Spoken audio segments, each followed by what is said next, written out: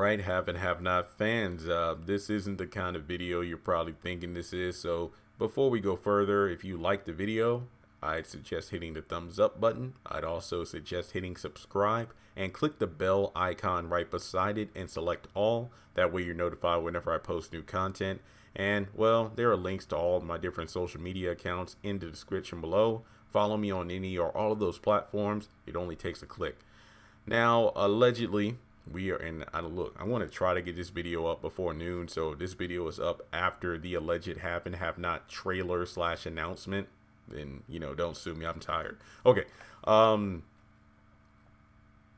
not trying to be a downer, but we all know, I think for the most part, we can all agree the first 10 episodes of this season were not the best that the show has ever shown us, considering a 6-month hiatus.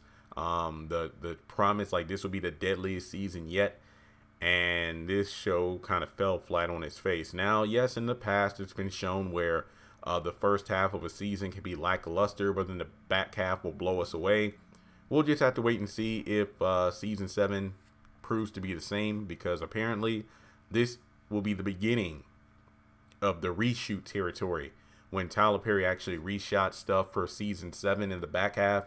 And that could mean a lot of things, that possibly this is uncharted territory where even my predictions might have been wrong. Like, originally my predictions could have been on the nose, but then due to the reshoots, it threw everything out of whack. I don't know. We will find out once the show actually airs, 2 weeks from today, actually.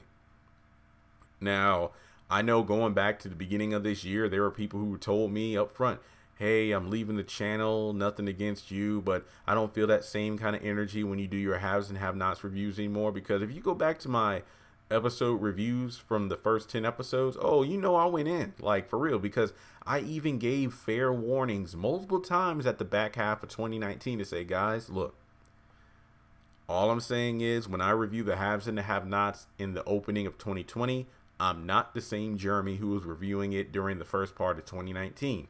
Because at this point, remember last year, that's when I first began to really expand beyond Tyler Perry stuff, or at the very least the haves and the have-nots. Last year was the first time I truly reviewed other shows. I want to say off the top of my head, Greenleaf, If Loving You Is Wrong, Ambitions. Then, of course, the new Tyler Perry shows, The Oval, Sisters. Look, I know I could be off the mark here, but dang, when the heck did Ruthless and Bruh, I know for a fact came out in not August 2020, but in 2020. I honestly forgot when Ruthless came out. Did Ruthless come out this year or last year? Look, so please let me know in the comments. I honestly forgot. But in any case, what I'm trying to say is, let's see, Oval, Sisters, Ruthless. Yeah, basically, by the time of January 2020, I had started reviewing at least almost half a dozen other television shows. And some of those shows were definitely written better than the haves and the have-nots in terms of recent years. So by reviewing shows like that and then going to the haves and the have-nots, the stale pacing, the stale characters, repetitive dialogue, repetitive storylines. Look, say what you will about The Oval, the ma'am, no ma'am, sir, yes sir thing gets old quick, but the fact that they're self-aware about that writing and they make fun of it, I let it slide. It's funny and annoying, but it actually makes sense to where they are. They're in the flipping White House. But when it comes to the haves and the have-nots, it's just like, no. So this video is kind of a fair warning. If you are kind of relatively new to my channel and it's like, wow, this guy is fun, I love his dialogue and whatnot, or if you've been on the channel for a long time and my have and have not reviews have become a bit more not as happy and energetic as they used to be, that's only because this is a long running show. We know Tyler Perry has done way better. Maybe it's because my rewatch series, which unfortunately I kind of stopped at episode 2. That's not to say I don't want to do more, but you got to keep in mind the Greenleaf thing, big. Not to mention, we're getting new have and have not content soon. Maybe that trailer, maybe. And then in 2 weeks, we're getting the new episode. So I'm not saying I'm completely done with the rewatch, but you probably might. Maybe I'll do episode 3. Maybe I'll do like a couple of them next week. But like I said, I'm going home sometime next week, so I don't really know what my schedule is going to look like. But the rewatch isn't canceled, I will pick it up again at some point. But regardless, just know that it is fun. I mean, going back to those episodes, I feel like my old self when talking about the haves and the have-nots because the episodes were so good. Now, will I be the same way when we get to episodes 11 through 20 of season 7? I cannot guarantee it. But just know, if I do my episode reviews and I sound agitated and mad, it's because I care about the show. And those videos get the highest numbers on the channel. But at the same time, if I point out something I don't like, I will let you know. However, on this channel, it's not about me ranting and raving. I talk about the things I like. I talk about the things I don't like so much. And we keep the thing going. So just know, this is your fair warning. If you want to leave the channel, by all means. When I do my reviews and you feel like all you do is complain, then you must not be looking around the channel.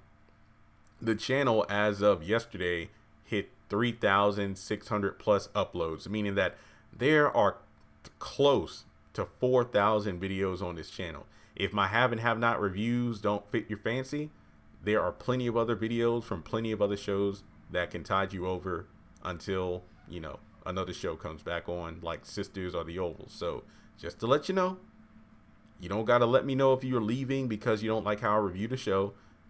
Just don't watch the video. Again, I'm not trying to be rude, but at the beginning of this year, I received emails, I received tweets, I received DMs, comments on my videos about, man, you don't have that same. No, it's because the gloves are off. This is season 7. If the show stinks, then I will say it. Not to say I never really said it before, but it's never been this bad considering that Tyler Perry has shown us he's a phenomenal writer, producer, and director. But when you just throw together this half-hearted stuff, it shows, like, go back to those first 10 episodes. There were multiple scenes where continuity in terms of how characters react to certain things made no sense. Like, one scene, a character be like, no, we're not going to do this. But then 5 minutes later, when we go to another person's scene and then come back to a character, it's like, no, okay, we need to do this now. And then the deliveries from a lot of the cast. I know a lot of fans pointed out that Tinka/Candace, her whole thing this entire season was just been standing around for arms crossed. And some of the dialogue in her delivery didn't feel. You talk about me not being the same energetic person. A lot of the deliveries of the lines of dialogue in that season so far felt flat and emotionless. Like they were just reading the script, and I didn't feel like the characters were real. So Justin, the whole money situation, Benny being a brat, Mr. Jim. Look, if any of that bull crap returns, yeah, that's going to piss me off. So again, maybe this trailer, if they do drop a trailer within the next hour or so, will blow my mind, knock my socks off, which I'm currently not wearing any. It's just one of those things where that's it. The cliffhangers and the trailers are phenomenal. But if the shows are weak, the episodes are weak, I will let you know. Yes, we're supposed to get a lot of new characters, story arcs, but the thing about it is, if the characters don't feel like if it feels like they're regressing in terms of their development, if they're repetitive in their dialogue, if 1 minute Jeffrey's brave, then the next minute he's a punk, that's been his whole character the whole time. And Wyatt, who should be dead, but he's definitely not going to be dead. Look, if Tyler Perry writes it where Wyatt is dead, egg on my face, because I really messed that up.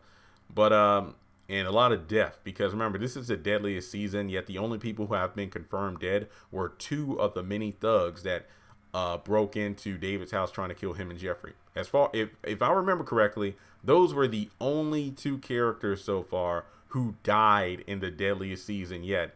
And they were just, well, I wouldn't say no-name characters because they were mentioned by the thug who runs the gang that Veronica was using. So, but they weren't main characters or characters of any significance aside from moving the plot along to make them turn against Veronica. That's pretty much it. So let me know your thoughts in the comment section below. Like I said, it is, 10:58 now. So we got about 1 hour until they drop this alleged have and have not bomb in our lap. So again, if my demeanor comes off negative, hey, don't worry about it. Just click on another video. Like I said, there are plenty of other shows for me to review in the near future.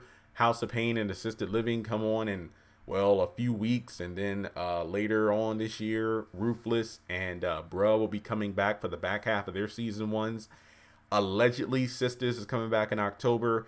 No word on the Oval. They're still currently filming season 2, so we'll have to wait and see. But thanks so much for tuning in, guys. Like I said, I just wanted to do this